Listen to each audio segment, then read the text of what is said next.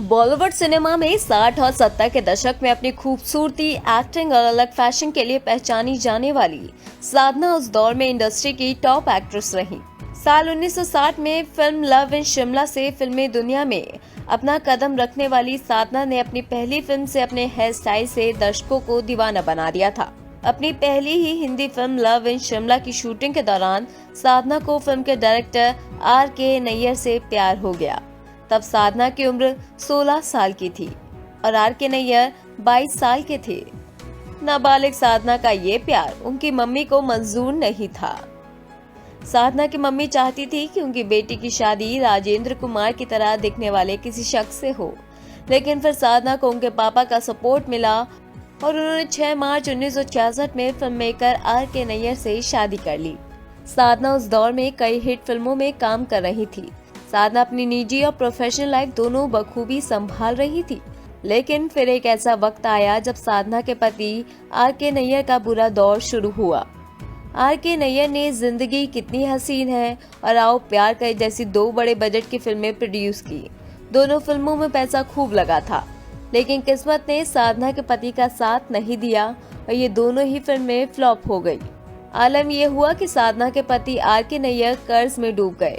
R.K. को इस बात का इतना तनाव हुआ कि वो अस्थमा जैसी बीमारी से पीड़ित हो गए, जिसके बाद एक दिन उन्होंने साधना से कहा कि तुमने हमेशा मेरा साथ दिया, मुझे प्यार दिया, लेकिन अगर मेरी मौत हो गई तो तुम्हारी जिंदगी बहुत मुश्किल हो जाएगी, क्योंकि सारा कर्जा तुम्हारे सर आ जाएगा।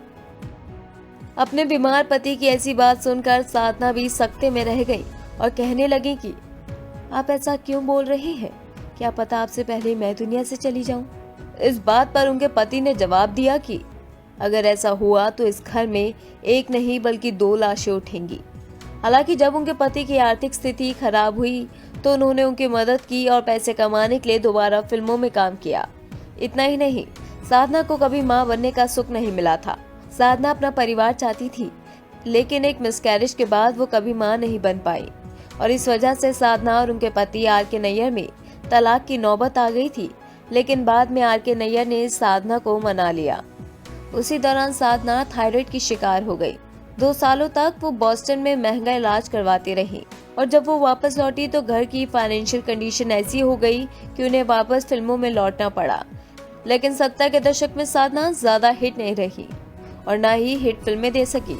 वहीं थायराइड की वजह से उनका चेहरा बिगड़ने लगा था, जिसके बाद उन्होंने पब्लिक अपीयरेंस देना बंद कर दिया था। 1995 में सांस की बीमारी के बाद साधना के पति R.K. नैयर चल बसे और उसके बाद वो अकेली रह गई। साल 2014 में साधना ने एक फैशन शो के दौरान पब्लिक अपीयरेंस दी।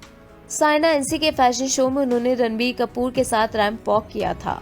अपने आखिरी दिनों में वो मुंबई में एक पुराने बंगले में किराए पर रहती थी। 25 दिसंबर 2015 को साधना की मौत हो गई। साधना लंबे समय से बीमार चल रही थी।